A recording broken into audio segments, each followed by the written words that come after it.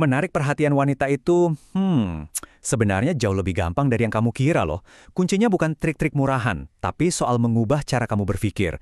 Jadi udah siap buang jauh-jauh semua tips basi dan kita gali lebih dalam ke psikologi daya tarik yang sesungguhnya? Pernah nggak sih ngerasa udah ngelakuin segalanya, tapi hasilnya gitu-gitu aja? Kamu nggak sendirian kok.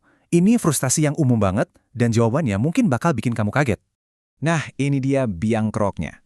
Saat kamu mati-matian berusaha biar dia terkesan, tanpa sadar kamu justru mengirim sinyal, aku ngerasa nggak cukup baik buat kamu.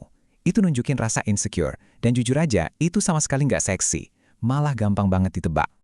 Oke, ini dia peta permainan kita. Pertama, kita akan bongkar jebakan validasi, lalu kita akan masuk ke 4 prinsip psikologis yang bakal mengubah cara mainmu, dan terakhir kita lihat seperti apa realitas barumu nanti. Siap? Ayo kita mulai. Prinsip pertama kita, ini adalah hukum dasar soal nilai dan ketertarikan. Ini tentang gimana caranya mengubah dirimu dari sekedar salah satu pilihan menjadi sebuah hadiah yang ingin dia menangkan.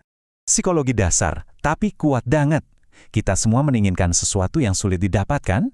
Nah, saat kamu nggak selalu ada untuknya, secara otomatis kamu jadi jauh lebih berharga dan bikin penasaran di matanya. Lihat, beda banget kan? Yang di kiri, kamu cuma jadi satu dari sekian banyak cowok yang ngantri buat dapat perhatiannya. Ngebosenin. Tapi yang di kanan, kamu beda. Kamu jadi pusat perhatian justru karena kamu nggak berusaha. Satu sapaan singkat sambil lalu, itu jauh lebih bikin penasaran dan nempel di pikirannya daripada obrolan panjang yang maksa. Intinya di sini tuh, ini bukan soal jadi cowok dingin atau sombong ya. Ini soal nunjukin kalau kamu punya duniamu sendiri yang menarik dan kamu nggak butuh persetujuan dia buat merasa keren. Justru itulah yang bikin dia penasaran sama kamu. Sekarang kita bahas kesalahan fatal kedua yang sering banget dilakuin, menempatkan wanita di atas singgasana, seolah-olah dia itu makhluk sempurna tanpa celah. Dengerin ya, wanita cantik itu udah biasa banget dipuja-puja karena penampilannya.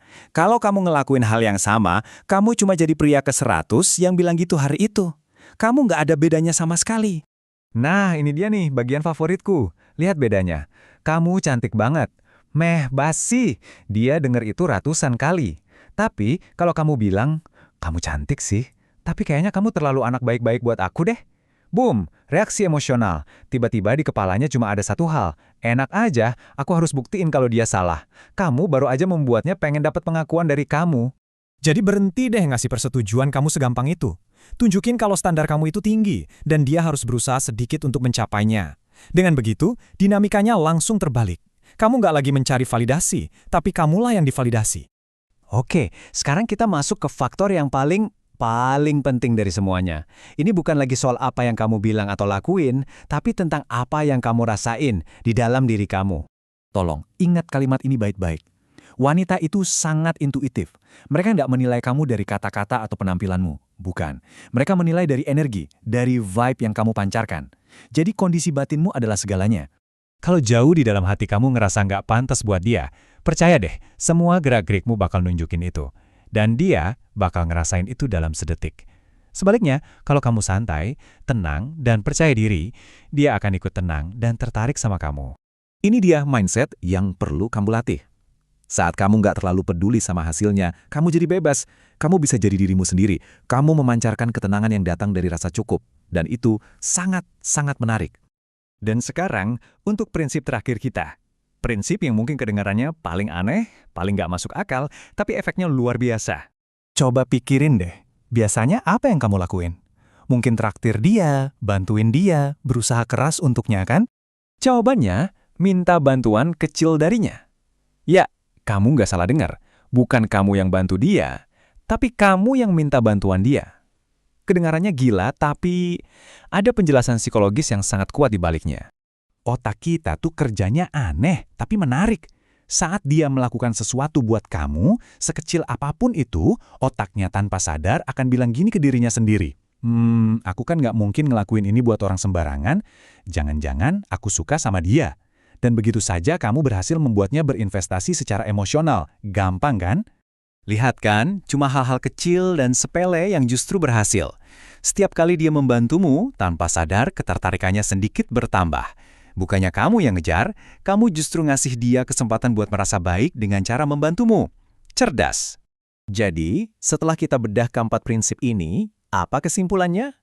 Ini semua tentang sebuah pergeseran. Pergeseran besar dalam cara kamu melihat dirimu sendiri dan caramu berinteraksi. Kamu bukan lagi kontestan yang berharap dipilih. Kamu sekarang adalah jurinya. Kamu yang punya standar, kamu yang punya prinsip, dan kamulah yang memilih siapa yang cukup beruntung untuk masuk ke duniamu. Ini adalah pergeseran dari posisi yang lemah ke posisi yang penuh kuasa. Analogi ini sempurna banget. Terlalu banyak pria di luar sana yang cuma menerima apa yang ada di depan mata, bukan apa yang benar-benar mereka inginkan. Pria bernilai tinggi nggak akan pernah puas sama yang biasa-biasa aja. Dia tahu nilainya, dan dia nggak takut untuk mendapatkan yang terbaik. Jadi, pertanyaannya sekarang kembali ke kamu. Dengan semua prinsip ini, kamu nggak lagi bergantung sama takdir atau keberuntungan. Kamu yang pegang kendali. Pilihan ada di tanganmu. Mau diapakan?